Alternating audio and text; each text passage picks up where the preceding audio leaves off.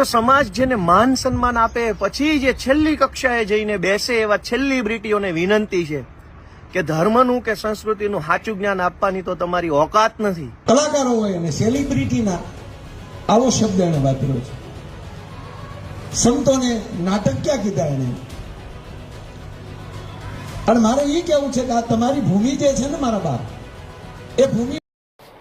તો હવે ફરીવાર માયાભાઈ આહિરે, જે આપણે લોક સાહિત્ય કલાકાર, તેઓએ ગોપાલભાઈ ઇટાલિયા એને જડબાતોડ જવાબ આપ્યો છે.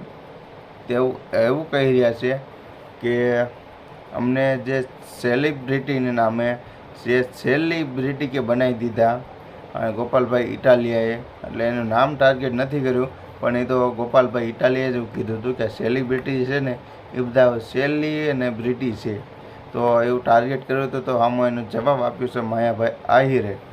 તો ચાલો હવે આ લોક સાહિત્ય કલાકારો પણ મિત્રો હવે આ વિવાદની અંદર આવવા મળ્યા છે. બધા કલાકારો આવવા મળ્યા છે આ વિવાદની અંદર. તો ચાલો હવે વિડીયો તમે આખો પૂરો જોઈ લેજો, માયાભાઈ આહિરનો અને ગોપાલભાઈ ઇટાલિયાનો. અને મિત્રો આજની જાણકારી સારી લાગે તો વિડીયોને લાઇક કરો અને ચેનલ પર નવા તો મિત્રો સબસ્ક્રાઈબ કરો, કારણ કે હું તમારી સાથે બધા સારા અને નવા જે અત્યારે વાયરલ વિડીયો વિવાદ જે કોઈ છે, કોઈ પણ દુર્ઘટના છે તેના બધા વિડીયો લઈને આવીશ. તો તમે મને સપોર્ટ કરશો તો હું ડેલી ફૂલ વિડીયો લઈને આવીશ, એટલે કે આખો ટાઈમ વિડીયો પણ હું બનાવીશ તમારી માટે. તો બસ એક સબસ્ક્રાઈબ કરજો મિત્રો, એમાં તમારી મહેનત છે, મારી મહેનત છે, અને સબસ્ક્રાઈબ કરવાની ખાલી તમારી એક મહેનત એટલી તમારી અપેક્ષા કરું છું. તો મિત્રો સબસ્ક્રાઈબ કરી દેજો, જેટલા પણ લોકો છો તમે એને વિડીયો શેર કરજો. અને હાલો હવે માયાભાઈ આહિરનો અને ગોપાલભાઈ ઇટાલિયાનો વિડીયો જોઈ લો પૂરો. કલાકારો હોય અને સેલિબ્રિટીના આવો શબ્દ એને વાપર્યો છે. સંતોને નાટક ક્યાં કીધા એને?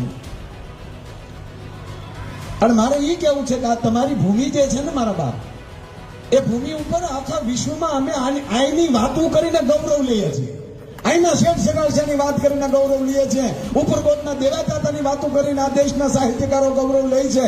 અને એ જ ભૂમિમાં જેને સાહિત્યમાં ખંડન કરનાર માણસ આવતો હોય એને સ્વીકારશો, એ તમને અસ્તિત્વ નહીં સ્વીકારે તમને. આ તમારે જ્યાં લોકો અહીંયા લખી દે.